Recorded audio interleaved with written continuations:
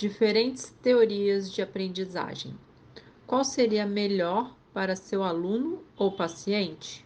Vamos entender?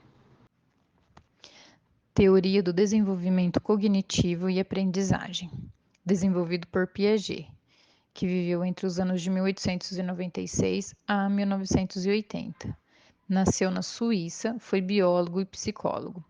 Os seus estudos surgiram da necessidade de um entendimento maior e uma maior compreensão sobre o desenvolvimento cognitivo e o processo de aprendizagem das crianças. As teorias que existiam até então, naquela época, eram a inatista, onde a criança é apenas abastecida de informações, e a teoria behaviorista, onde se aprende por repetições e reforços. Essas não eram suficientes para explicar o que ele mesmo observava inicialmente com seus filhos e depois com demais crianças no processo de escolarização. A sua teoria tem como base a biologia e a psicologia evolucionista e também a cognitiva. Piaget acreditava que é na passagem de um estado de menor conhecimento para o maior que se dá o desenvolvimento do indivíduo. E esse desenvolvimento se dá através do equilíbrio ou teoria da equilibração, denominada por ele mesmo, que dizia que o nosso cérebro é composto ou formado por estrutura e esquemas. Dentro dessas estruturas e esquemas se dá o conceito de assimilação, onde a criança utiliza o que ela já tem de conhecimento prévio para incorporar uma nova informação, ou um novo conceito e até mesmo um novo objeto. É a primeira tentativa de reconhecer aquela nova informação, onde ela vai tentar assimilar mediante um conhecimento que ela já possui. Ou ela vai criar ou ampliar o espaço para acomodar esse novo conhecimento. Para tal, há o equilíbrio entre assimilação e acomodação. Esse equilíbrio o indivíduo sempre irá buscar no processo do seu desenvolvimento. Piaget, em suas observações clínicas, verificou elementos comuns ao desenvolvimento em determinadas faixas etárias. Mediante isso, ele estruturou em estágios o desenvolvimento cognitivo, que são eles: o primeiro estágio, sensório-motor, que vai por volta ali do 0 aos 2 anos, onde predominam a necessidade da criança tocar, levar os objetos na boca para entender o que são, onde ela engatinha e começa a andar, onde ela entende causa e efeito, e o período onde a fala é apenas imitativa. O segundo estágio, que é o pré-operatório, vai dos 2 aos 7 anos, onde ela tem a fase da fantasia e ela traz para a realidade alguns elementos dessa fantasia. A parte da coordenação motora fina é aprimorada e é onde também a linguagem é desenvolvida. E essa fase é concentrada apenas no eu, ela não consegue enxergar o outro. O terceiro estágio é o operatório concreto, que vai dos 7 aos 12 anos. Ela começa a estruturar a lógica nas ações, porém, ela ainda precisa do concreto para materializar o conhecimento e o aprendizado. Então, ela precisa ainda tocar, ver, sentir, que é a maneira que ela vai aprender. E ela, nessa fase, ela começa a ter uma maior compreensão do outro. O quarto estágio e último é o estágio operatório formal, que são dos 12 anos. Ela vai desenvolver o raciocínio lógico estruturado, ela passa a utilizar o pensamento abstrato, ela consegue transpor do plano concreto para o plano das ideias e ela questiona os valores morais, noção de direitos humanos, ética e democracia. E é uma mudança de comportamento. Esses são os 4 estágios que Piaget estruturou do desenvolvimento. Ele deixa claro que, apesar de a gente estar falando dessa questão de idade determinada a cada estágio, esse processo não acontece igualmente para todas as crianças. Cada uma irá se desenvolver em tempos diferentes, seja por interferências hereditárias ou até mesmo por estímulos recebidos. Apesar de ser uma teoria fundamentada em base biológica, ele não descarta influências de fatores externos. Ele ficou conhecido também como uma teoria construtivista, onde coloca em destaque que o conhecimento é uma construção. onde o indivíduo atua de maneira ativa nesse processo, e o professor é visto como um mediador, um orientador, que ele vai propor novos desafios, respeitando os estágios de desenvolvimento e maturação biológica da criança. Por isso, a importância do professor em conhecer o processo de desenvolvimento do indivíduo. Vai descentralizar o protagonismo apenas do professor e trazer a importância do indivíduo na construção desse processo de conhecimento. Falaremos agora sobre a teoria sociocultural de Vygotsky e a sua implicação na aprendizagem. Bem, Lev Vygotsky nasceu na Rússia, ele era professor, psicólogo, entre outras formações. Ele viveu entre 1896 e 1934. Fundou, então, a partir dos seus trabalhos, a psicologia histórico-cultural, ou também chamada de psicologia socio-interacionista, que falaremos a seguir.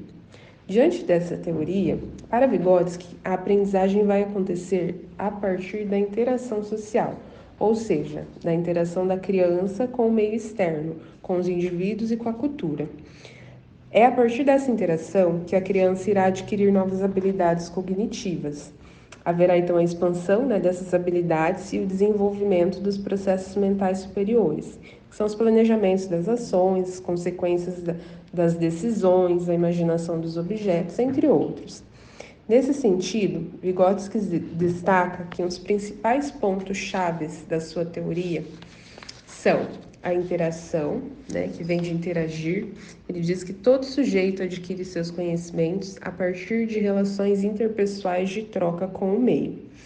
Por isso, ele diz que mesmo que uma criança tenha biologicamente a capacidade de se desenvolver, se ela não interagir com os outros, ela não se desenvolverá como ela poderia. Então, sendo assim, aquilo que parece individual no indivíduo é, na verdade, resultado da sua construção de relação com o outro. Passamos, então, para a mediação. Vygotsky destaca que, na educação, o professor será o principal mediador, sendo uma figura essencial do saber, que representa uma ponte entre o aluno e o conhecimento disponível no ambiente.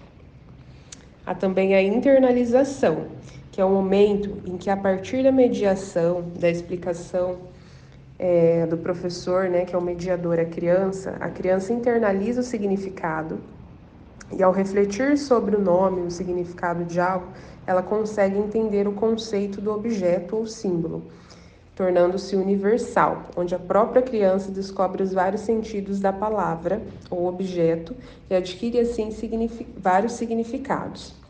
Há também a ZDP, também chamada de Zona de Desenvolvimento Proximal, que é o espaço entre aquilo que a criança já sabe fazer sozinha e aquilo que ela tem potencialidade para vir a desenvolver, desde que ela seja inserida no meio com o outro e aprenda com o outro.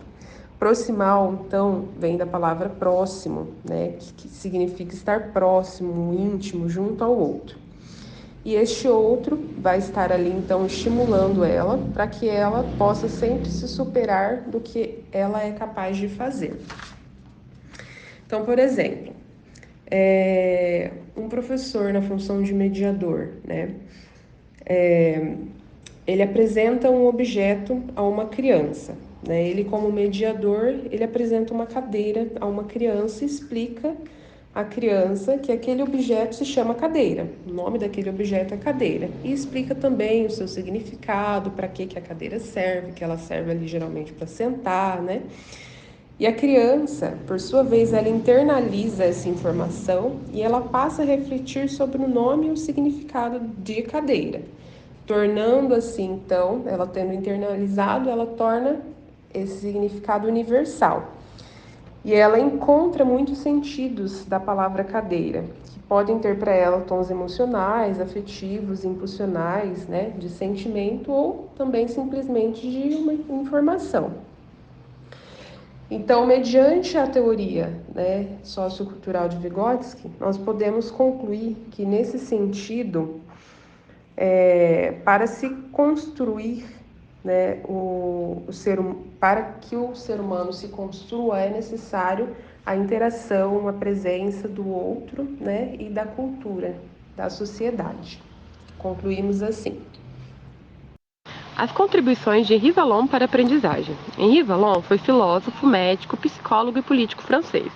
Nasceu em 1879 em Paris e dedicou sua vida à pesquisa e observação da criança em ambiente escolar. Ele propôs o estudo do ser humano por inteiro, ou seja, não só na parte cognitiva, como também em questão da afetividade e motricidade. Para Vallon, por mais que a cognição seja importante, não é tanto quanto a feição e o desenvolvimento motor. Então, para ele, o pensamento da criança surge no movimento.